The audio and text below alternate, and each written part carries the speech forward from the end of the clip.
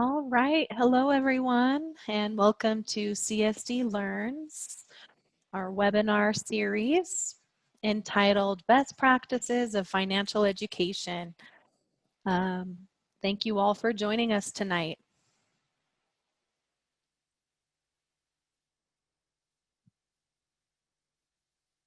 Before we get started, I would like to discuss a few things with you all. Now, this webinar presentation is best seen through the computer, not a tablet or phone. It's best that you watch this on a computer to have full view and to be able to see everything clearly. If you want to hear the interpreter, please make sure you turn your audio on. We have voice interpreters at the ready. We also have captioning available as well. You can click on the CC button, closed captioning button at the bottom. And if you're having any type of difficulty, if something isn't working quite right, go ahead and use the chat box and reach out to CSD Learns, and we have a team behind the scenes that can help support you in fixing whatever it is.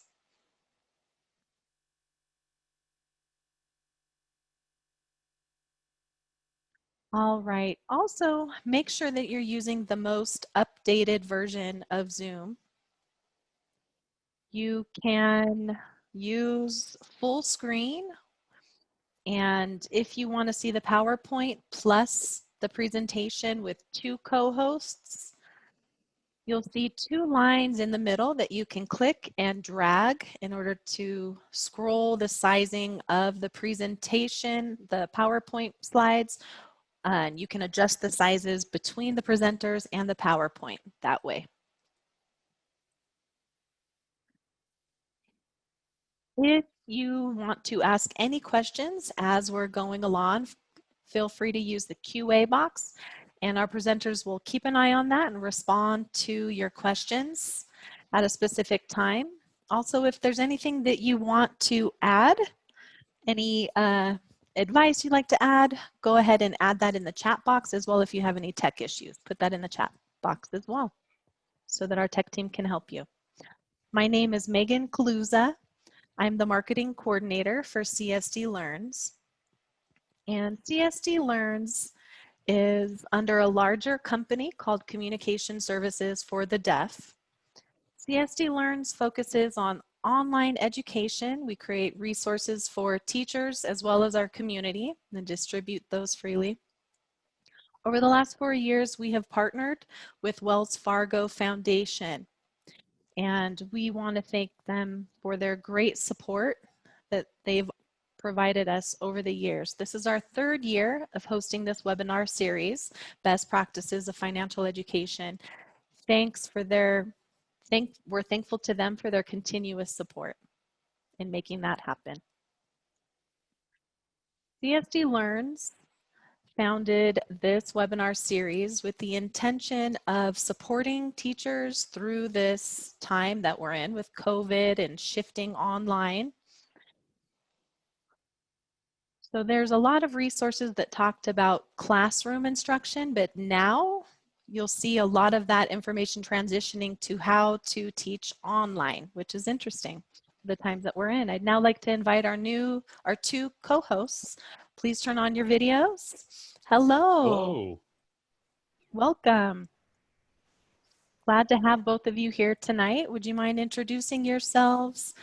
We'd like to know your names, where you're from, and where your current work position. Starting with you, Todd.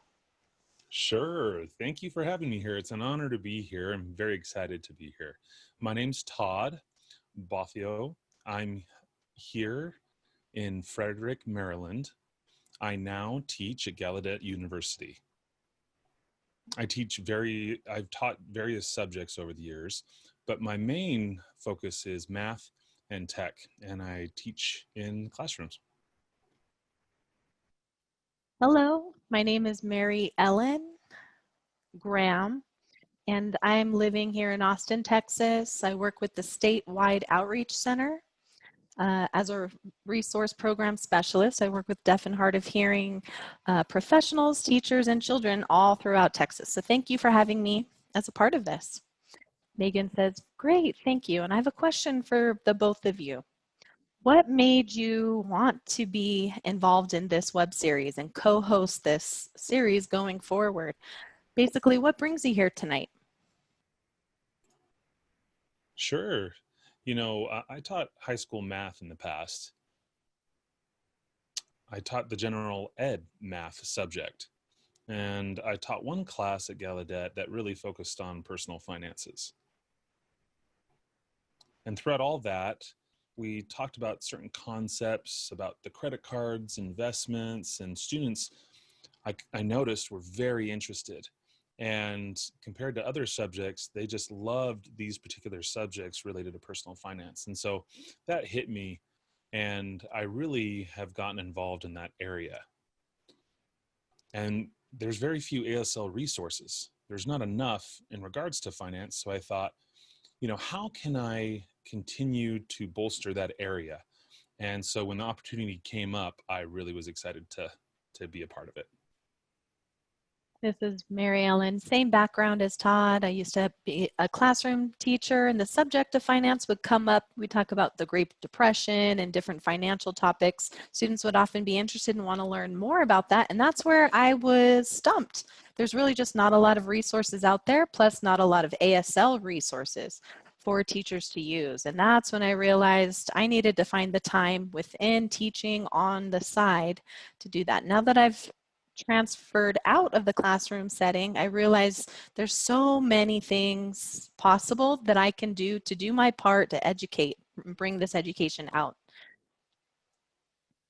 Megan says, yeah, that's great. I can see your passion and your drive, your interest in this topic, and it's exciting to see your journey. And you'll be bringing in different guest speakers as we go forward as well, and they'll share their journeys as well. So with that, I'll let you take over the rest of the evening. Thank you, Sis Mary Ellen.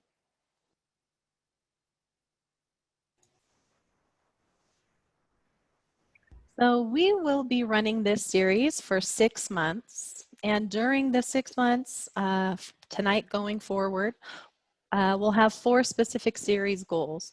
The first is we want to teach on best practices on teaching financial education in American Sign Language. The second is to bring the knowledge of experts to the deaf community. We want to find different people out there and bring them in to teach and share what they've experienced, what they've noticed, what they've realized actually works. Third is we want to give participants a chance to answer any burning questions that you all have. If there's anything you want to learn more about, now's your chance to ask. Please feel free to ask us any questions you have, and we'll do our best to answer them or find the right people to provide you with the best answers. The fourth goal is to share different resources that you can use within your classroom, different resources, materials, and tools that we have noticed work. And we will help explain those as best we can. Go ahead, Todd. Yeah, so Mary and Ellen, we were talking about, you know, we're not experts, certified, or licensed in it. We do the instruction training, and we've have our experience where we've navigated these different topics and trying to connect what's missing and try to connect you with experts in the future. Right. So today, specifically the purpose of this webinar, we wanted to make sure that you have become familiar with how the webinar works and its purpose. We also want to share teachers' experience in regards to teaching finance. We'll provide some facts on the situation here in finance education in our country, and then also some tips as well. All right, next slide. So through today's webinar, we will have 3 different ways to include you, our audience. The first method is through a poll. So our first question is, what is the age that you are teaching? The options are K through 5, middle school, high school, or other, such as special ed, homeschool, maybe postgraduate level. So when you see the poll pop up, please choose the age that corresponds with what you're teaching. Mary, I think we probably have a large group of high school teachers. Yeah, that is usually typical. I think that's my guess. I could be wrong. Let's see. Well, hopefully we're starting earlier, middle school or even elementary. The younger we start with this education, the better. True. And what level of education did you teach in the past? Actually, I've taught K through 12, all grades, but I've spent my longest time within high school. And that age is very motivated. They want to know as much information as they can because they're going to graduate soon. And it's a really fun age. Do you have any preferences? High school up to college. Oh, I think we have the poll results. It's pretty even. Yeah, high school. We were right. It looks like high school wins out so far at 70%. Yeah.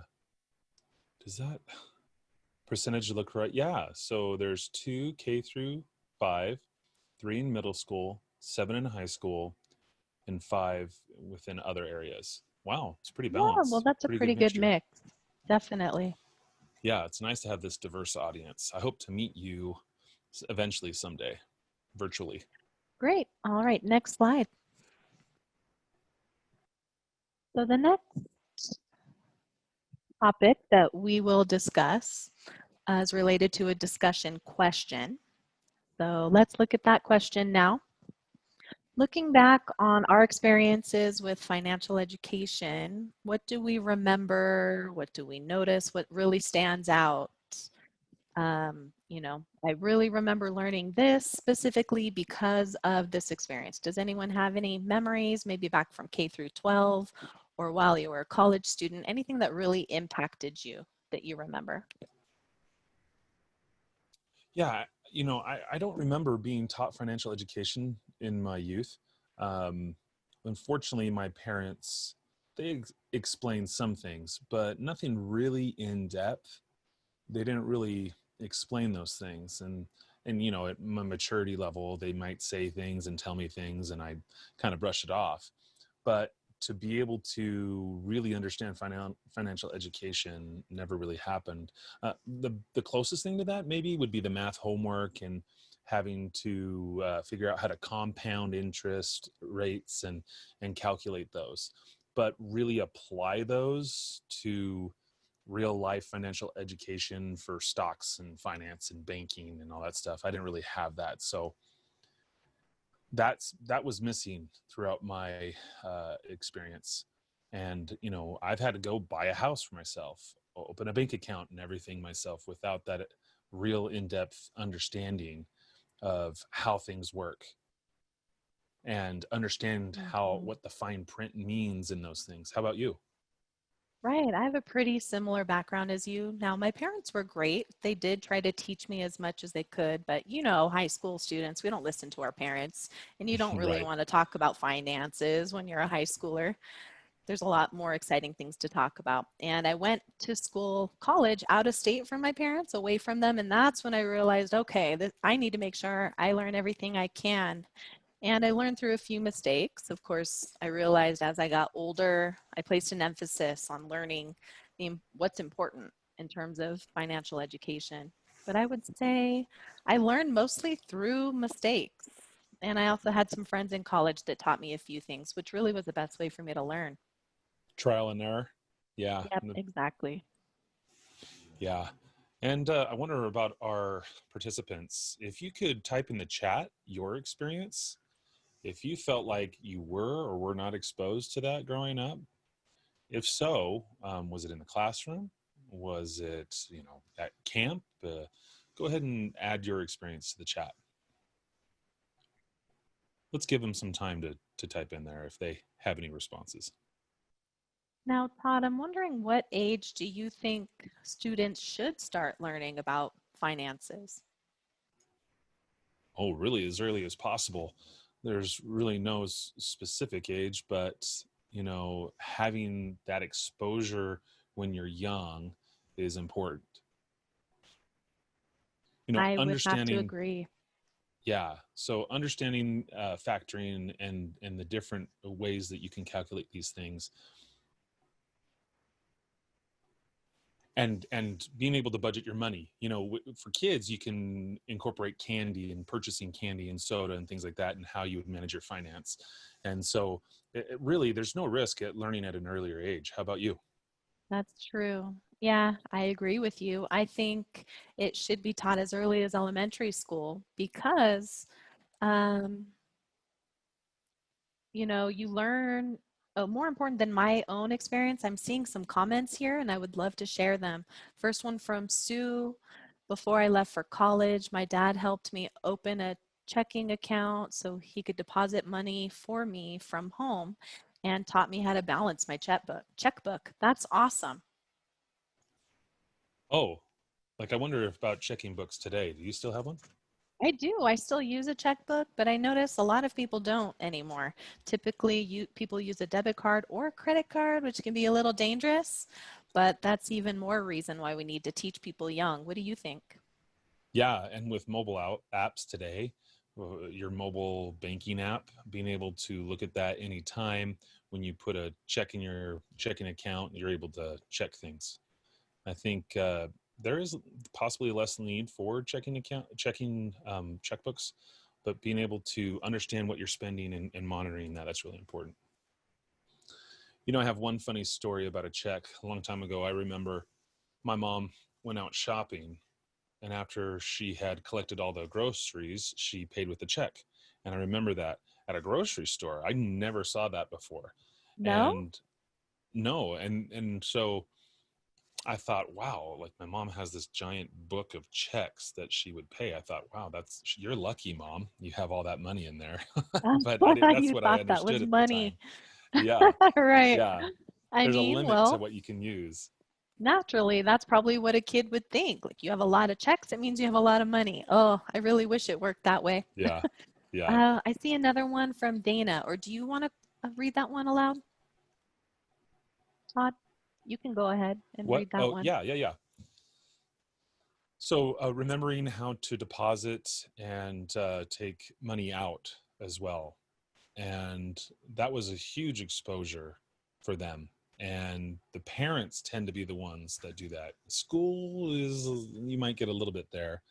And so that's why we're going to discuss some more things about how we can do that in a classroom setting. All right, should we move on to the next one? Have we covered Mm-hmm. everyone? Thank you for those of you who sent us these messages in the chat. We love this information. We want you to be involved. Now, this is a serious one for me. Did you know, next slide, 53% of adults in America are actually anxious when it comes to managing their finances? Same idea you're talking about, balancing a checkbook or, banking, paying bills, but I really think the true number is higher than that. But I have to say, I am a part of that 53%. What do you think, Todd? I definitely think I used to be. I was definitely anxious with my money and wondering, will I have enough to cover my expenses, cost of living? What should I do in certain circumstances with my money? That was really what I was thinking. So there's a lot of confusion, and I felt unsure about things. But after time, learning these things, I noticed that as I taught personal finance, I felt like by understanding more of it, not everything, but the more I understood, the after I taught, the better I felt. And I felt like if I was taught more often in my youth about these things, maybe that anxiety and doubt would have been a lot more decreased, and I would have more confidence in financial settings. So I noticed that it is less the more I learn about it.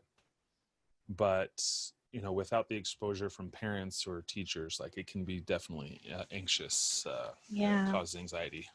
that's true. It seems in general people don't like talking about personal finances, and that causes a barrier from them asking questions because people are just not wanting to, they're not reticent in sharing that kind of Taboo. information. Right, Hmm. exactly.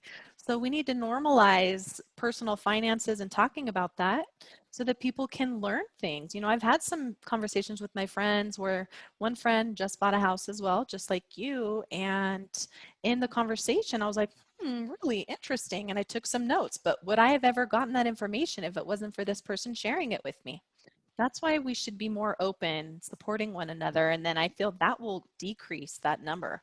Really, it's True. beneficial for everyone.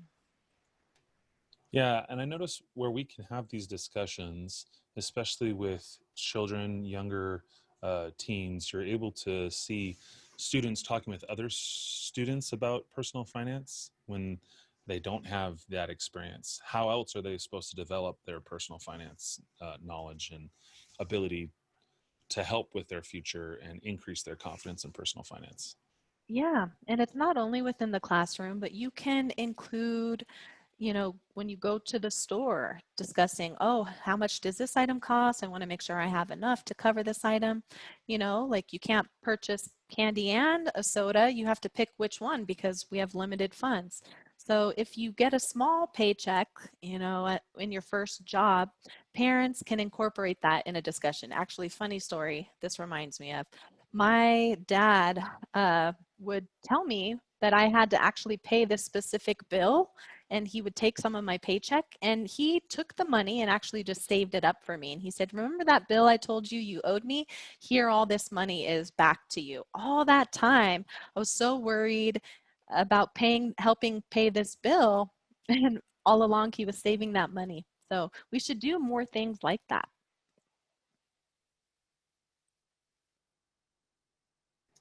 Do we have any other questions? Okay, I think it's time for the poll. Yes. So we're wondering, do our participants teach financial literacy or education? And teach all those within one course? And it's specifically dedicated to financial literacy or education? Or is it math, social science, social studies, and things like that? And that incorporates some aspects of financial education in your classrooms. Which one would that be for you? I've done both, Mary, and I've taught math, and we've incorporated aspects and principles of financial literacy. We've also talked about funds and things of that nature. Right. I'm curious to see what people say. In general ed, what would be the option in general ed? Typically, personal finance class, maybe economics is another one. True. There's a lot of different state ones, state common core requirements in various classrooms. There's some parts in art, PE, woodworking. There's a lot of different courses. Some of those will involve certain aspects of financial education. Yeah, let's see the results. Okay. So we have 6 who said no, but they want to incorporate it, and 4 who have said yes. Nice. I'm wondering where those 4 uh, teach financial literacy. What state are you in from those 4? Huh. If you Yeah, don't I'm mind adding curious that in the too. chat. I think that leads us to the next slide. Our second discussion question.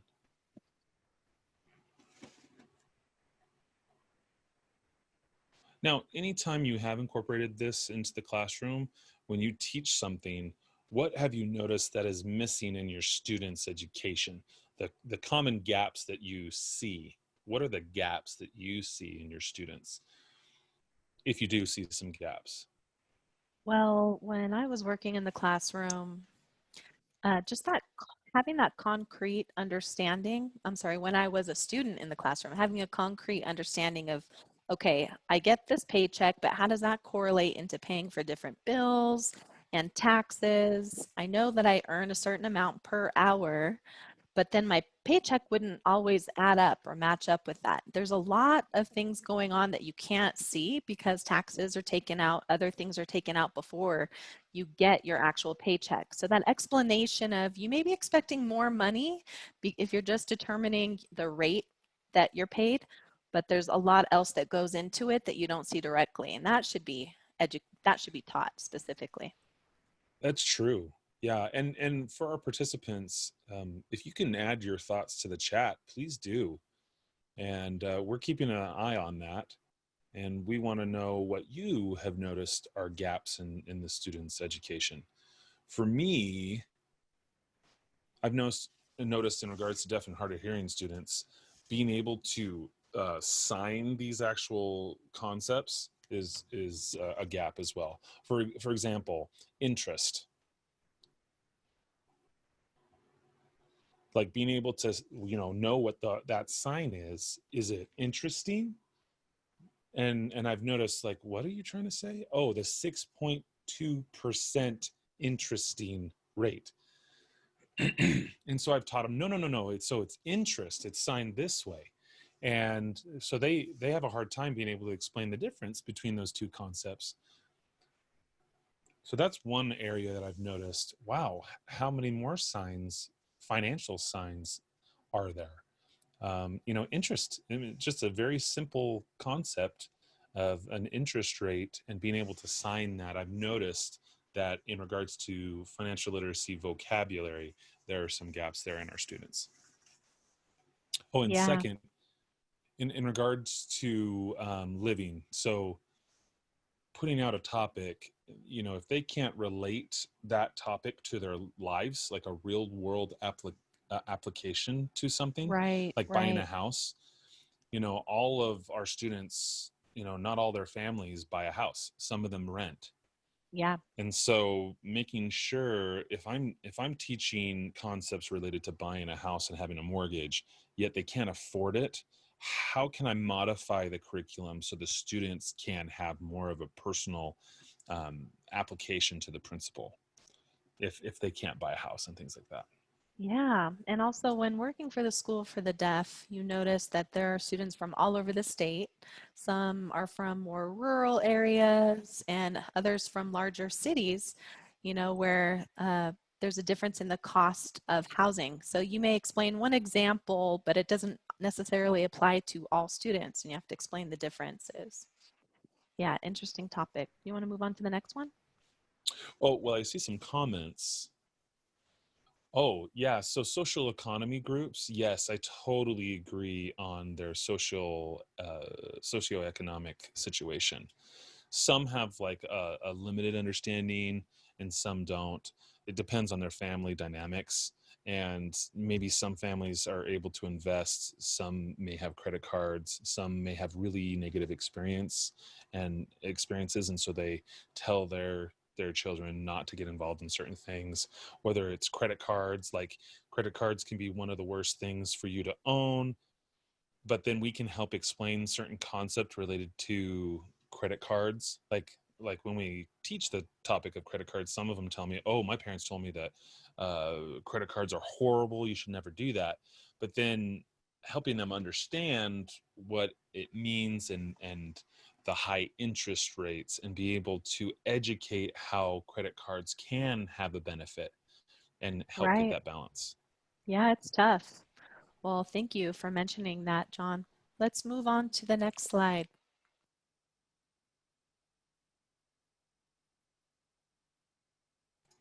Oh yes, this one's very interesting. Um, let's move on to this next topic.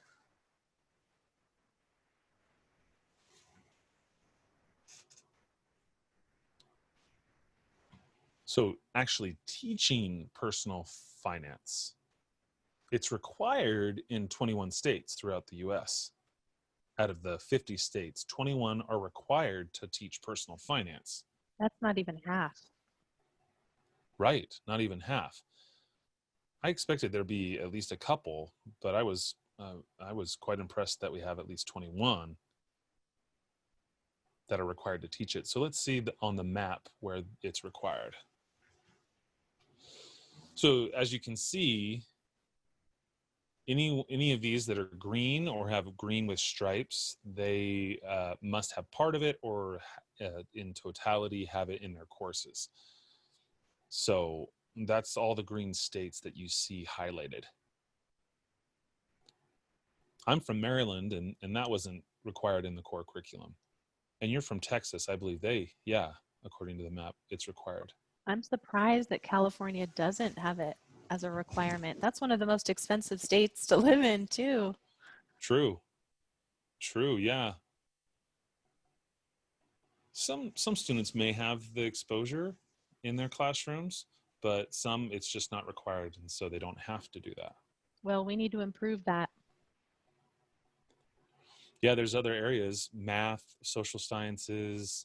They can integrate these financial concepts into their curriculum. That's true. So there's a total of 6 requirements. Standardized testing is on there as well. Will that number grow, you think? I have a feeling it will. I have noticed a huge push for less standardized testing and more focus on personal finance and more life skills courses.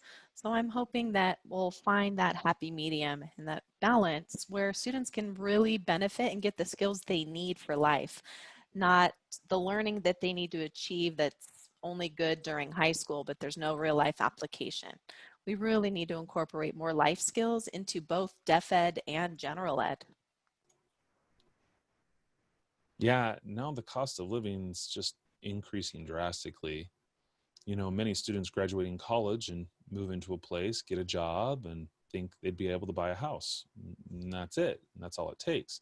But I notice a lot of friends, those who are graduating college, they'll graduate and have to live with 68 people in a house, or live with their parents and save. Um, and they're trying to pay off their college loans and student loans. And so understanding how that all works out is very important. There's a huge need for understanding personal finance and how loans work, and what the risks are. In the past, maybe you can get by, but now, oof, you need help. Right. Now it's a must. I agree. All right. Should we move on?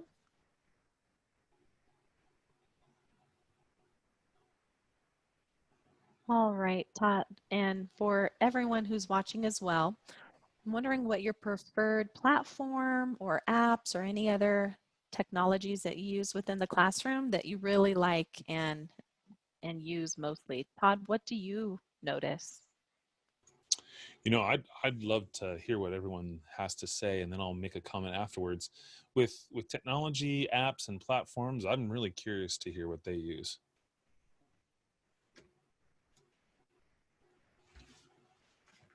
So, participants, if you have any comments, go ahead and tell us what you use. I actually don't want to influence anyone's answer, so I'll hold on to mine. Yeah. So, if you have any technology that you use, certain platforms you like to access to do this. Budgeting challenge. I'll Oh have to yeah, look into that one. HR budget challenge, huh?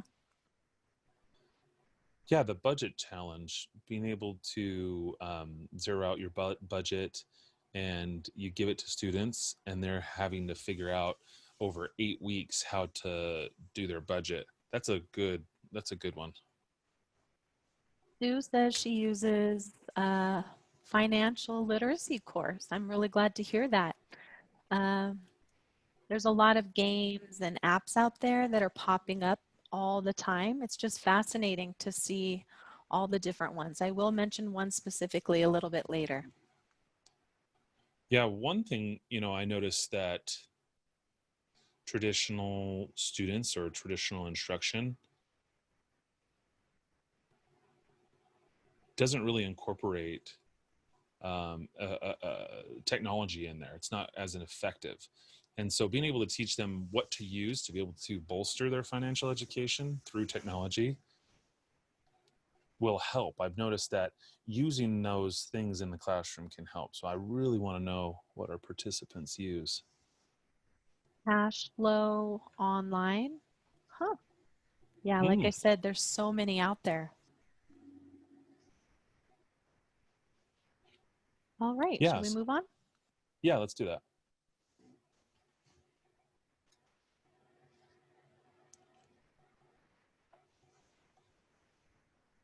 All right. Tips from us. Yeah, I'm going to hold off on mine. All right. Well, like you mentioned, Games are always the best way. Like I noticed John uh, talked about how the money comes in. You learn about that. Plus, you learn how it goes out. That's one thing I like to use because you're showing them with something, material. Okay, I have this amount of money. Now, when I pay this and I pay that, now how much is left to go out and go to the movies or do other things you enjoy? That's when you notice, uh-oh, the money's not there anymore. You have to make those decisions. I don't like to lecture so much. I really like to show them in this way. That's when they really understand. And the best questions are generated from that. When I see them start to ask why, I can see their, wheels churning. And I'll say, okay, I see what you're saying, but it doesn't work this way. And then I'll give them some examples. But really, I try to find ways to make them test out some different ways, and then they'll see how saving their money will allow them to do more things that they plan for later. Really, that's always the best start. One game I'm reminded of that I played a long time ago when I was younger that really helps to apply these concepts is Oregon Trail. Do you remember that Yes. video game? Yeah, quite a good video game that helps you try to figure out as you are migrating through the United States, and you'll get sick or you'll have to start over and be able to budget throughout your journey. So I remember playing that game. That game was students love playing that game. Clearly, that's proof if that game is still stuck with you to this day. All right, let's move on to the next one. My tip, yeah,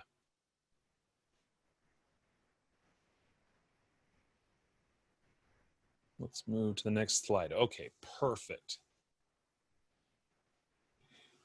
Something I always teach and encourage my students to use Microsoft Excel. The spreadsheets within Excel help so much instead of calculating them with just a calculator in your hand. It's really the future. In every workplace, every school uses Microsoft Excel spreadsheets. And so instead of doing calculations by hand in a calculator, there's a lot easier ways to be able to use Microsoft Excel. It can do everything. And so we don't want people to be afraid of technology. We want to use technology to help overcome the calculations that we want to make. So one example I have here in the next slide is right here. So understanding investments or savings and being able to analyze what the future value will be of an amount of funds. And if you invest this money somewhere, how much will the annual interest be? How many years will it be in there? How much interest will accrue? And so being able to make these complex calculations, there's the formula FV equals PV, parenthesis 1 plus R over M to MT power. So have you Woo. ever seen that before? Yeah. So a lot of people will see this and be overwhelmed and think, oh no, there's no way I can do this. But being able to understand how your future investments are calculated and being able to do the math helps get students into a feeling that they can do it, and let them know they can use Excel to help them make these calculations. So as you can Yeah, it see makes it from so the, much easier. yeah, absolutely. And so I can teach these concepts, and visually you can see that they're able to figure out through all of these specific numbers they can plug in and be able to use the formula, which is equal FV for future value, and you plug in the certain cells that you need to use. They start to see how easy it is and become more comfortable with it. So if you notice interest rate has raised to 10%, the students can figure out, okay, so if it's not 8.85 and it's increased to 10%, wow, this is really increasing the amount I have to pay.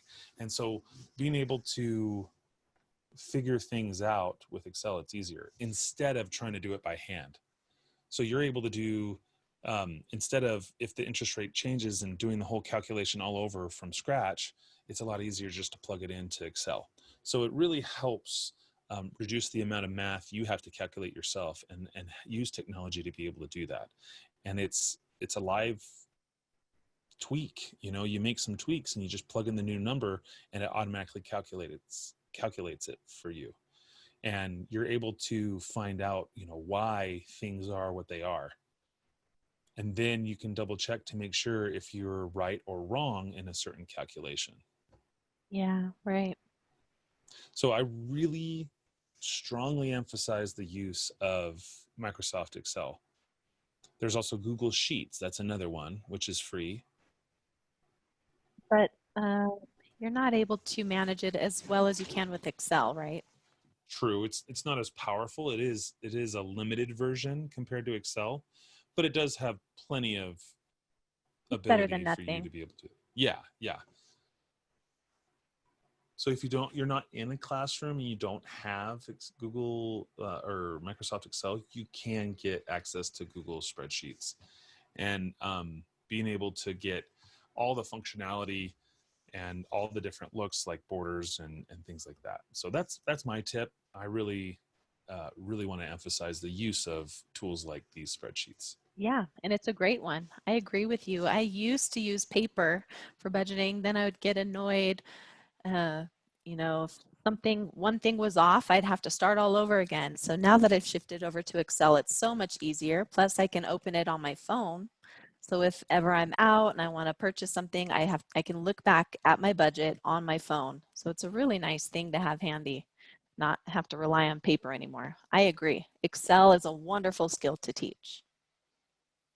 So should we go on to the next one? Yeah, let's move on. And then before we move on, if anyone has any questions, please keep them coming.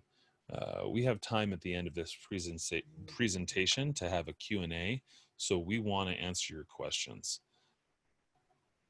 And so if you have a question, go ahead and put it into the chat and we'll come back to those.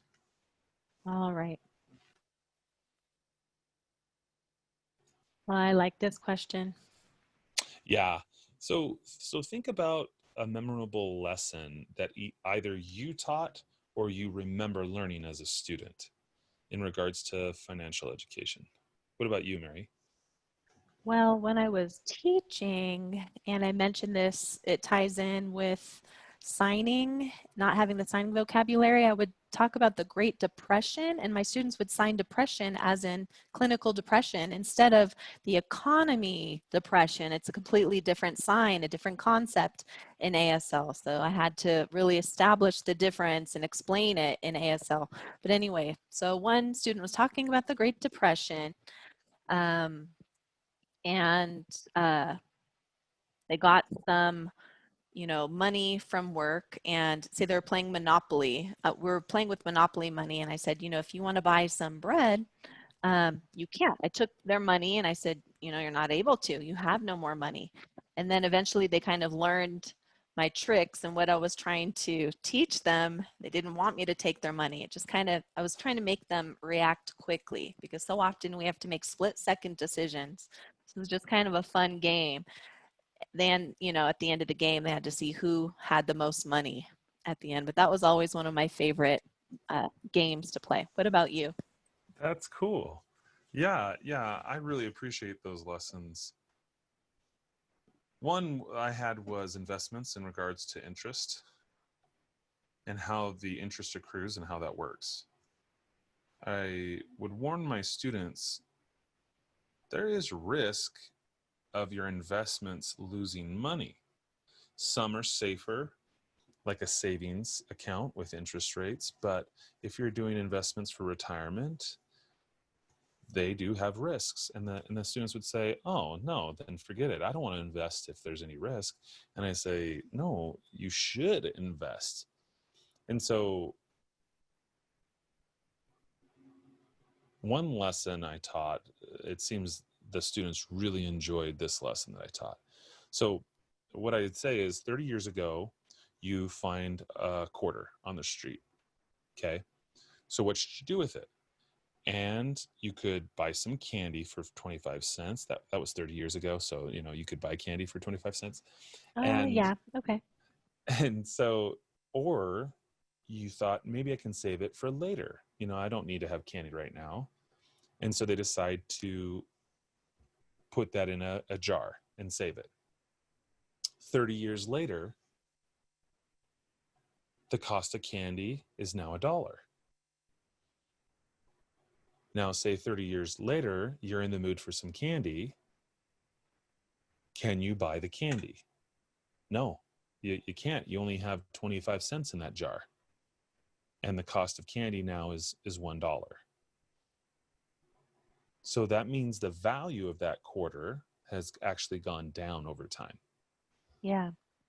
So the second concept, or the second concept related to that story, is putting that in a savings account. And if I put that in there with a 2% interest rate, they typically are around 1 or 2%. After 30 years, now the value of that quarter increased to 45 cents. So can you buy a candy in 30 years later that's No, worth you $1 with can't. 45 cents? Yeah, you can't.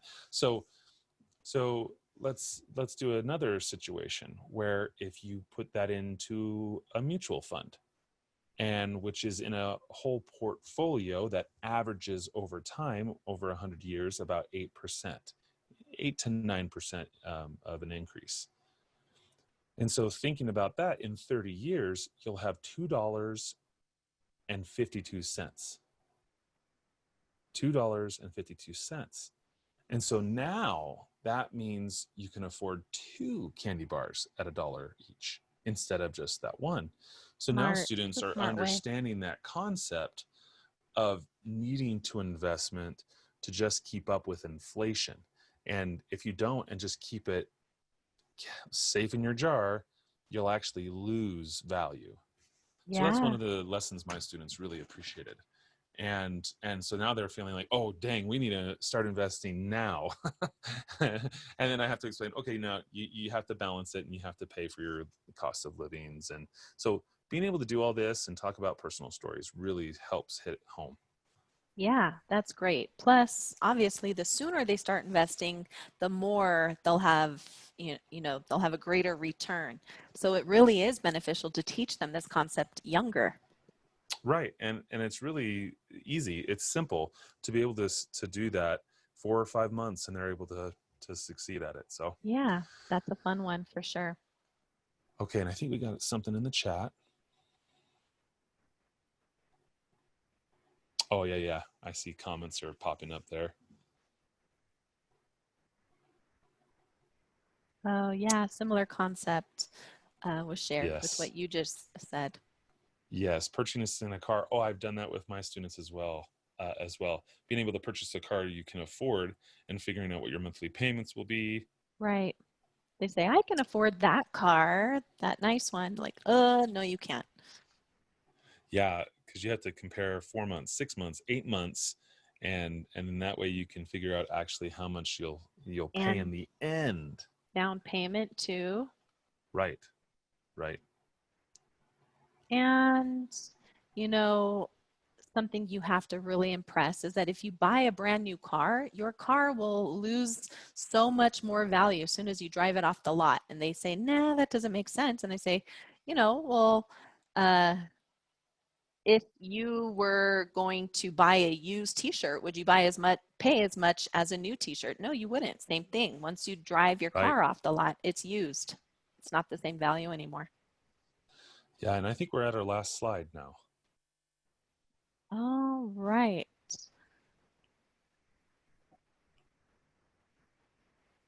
Let's see. We have Yep, we have some questions. Yeah, and if you still have questions you haven't added to the chat, please add them to the chat box. First question I see from John. He said, who is the best qualified to teach financial literacy? students typically um, have like a history teacher or math teacher to teach financial literacy, but really, are they qualified? Really, they're not. Really, that's a huge issue within our community now. Who is qualified to teach those subjects? Who has a teaching certificate, teaching license, that says they're qualified? There is nobody like that. So being able to develop more resources and more training that are available in ASL for teachers to really glean and understand how to teach. In a perfect world, maybe we'd have more classes, more instruction related to financial literacy, or some sort of certificate or license for them to teach it. Yeah, I agree with you. It's tough because there's not a strong recognition of this need. And so the need has to come first before we can actually make sure that people will pursue these certificates or licenses to teach financial literacy. But then how do we make this information accessible for teachers? Because that's a big piece, but we need to work on the earlier piece I mentioned first. So I think that will take a few more years, especially with COVID. There's a huge need to learn how to manage finances. I really think it'll be a domino effect. And then all of us will end up better prepared for the future. Right, right. We have another participant who'd like to sign their question. Would you join us, Megan? Yes, hi, this is Megan. We do have someone who would like to come on screen and ask their question. So Ernest Wellman, please come on. Hello. Hello, go ahead. Hi. Yes, thank you so much. I have two questions for you, if that's okay. Uh-huh, why So, not? first, I remember taking personal finance in high school, and that was one semester. I was wondering, should it be one semester, a 2-year course for personal finance? What should that be? That's my first question. And then, second, I know many people In the deaf uh, community. in the deaf community are relying on Social Security. And I remember in the past, in high school, I learned that I never learned about Social Security. And I wonder if, with taxes and getting working while getting benefits of Social Security, I wonder if that's included in the discussion in schools. Thank you for letting me ask my question. Yeah, thank you. That's a really good question, says Mary Ellen. I think it's a great question. Yeah, this is Todd. I think I can answer that first one. One semester is clearly not enough. I agree. But should we extend it to, 1 year? Maybe. I think from my perspective is being able to start at a young age and be consistent in that education and expose them to personal finance throughout their life. Social Security, math, all those subjects, or social studies, and really being able to dive into the intricacies of each one throughout their life. Having a background knowledge, the how to sign the words, the vocabulary, and being able to deep dive into these different subjects so that they're ready in their future.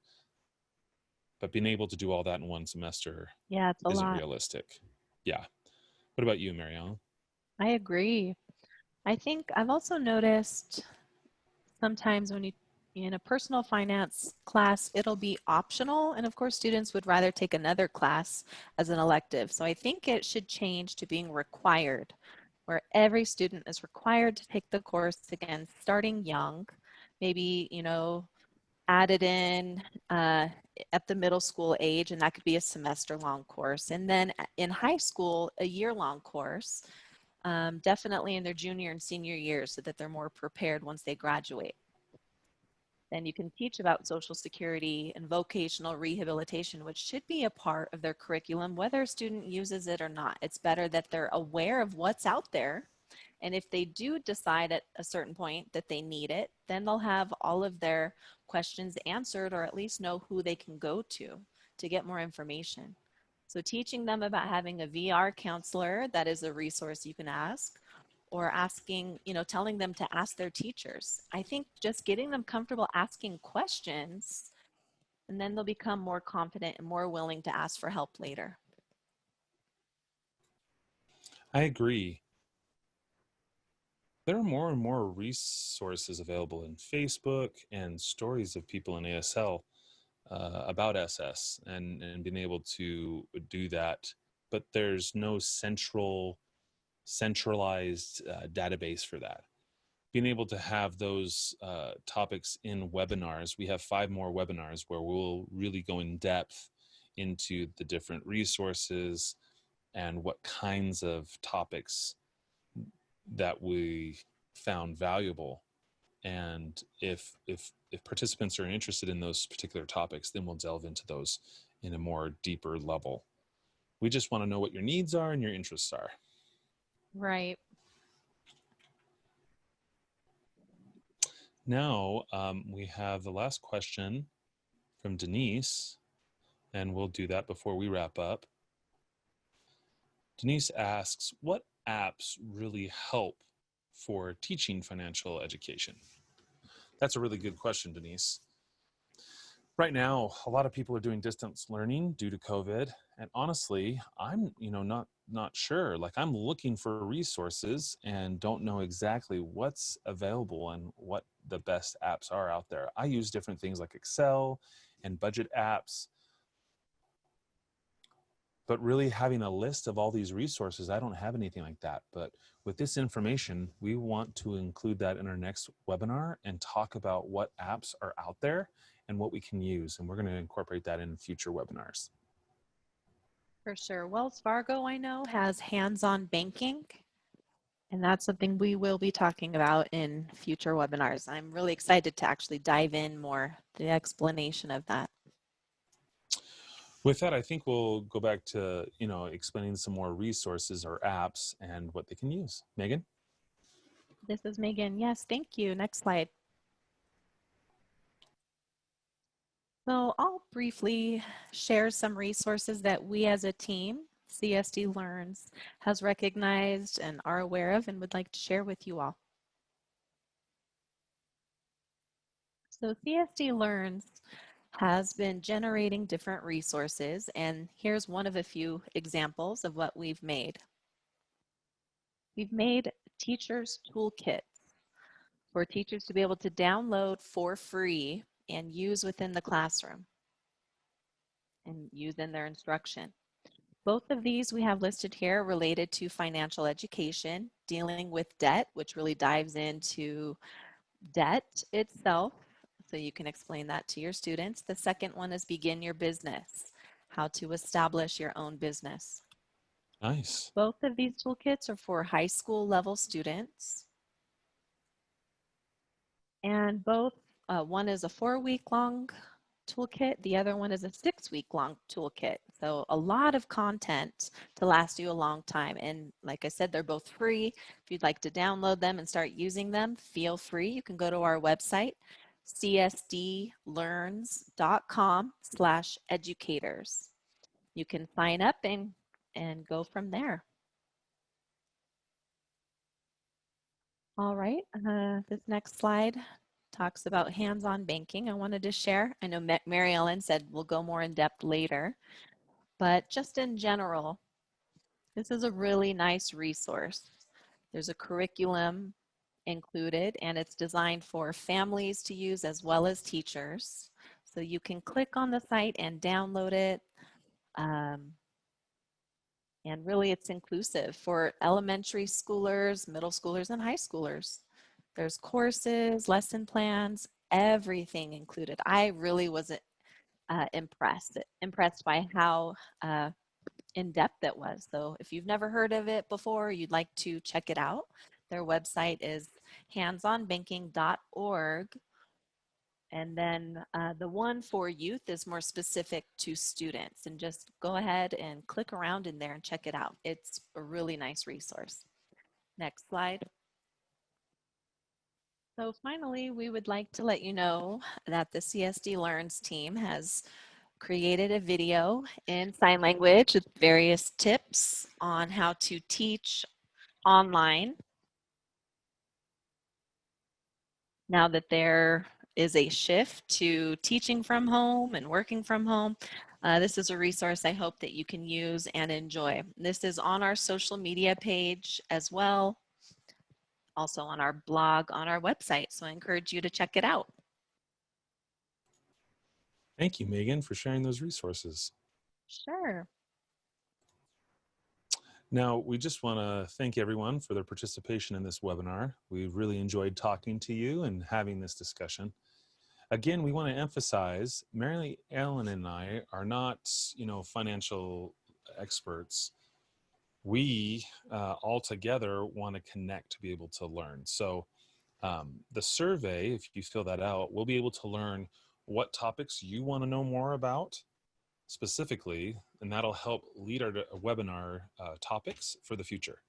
So our goal, like I mentioned, is to really understand what the experts know and being able to link that to what you would want to know and learn. Megan says, and look forward to this email tomorrow when it goes out. Great. All right. Thank you all. Have a good night. Bye-bye.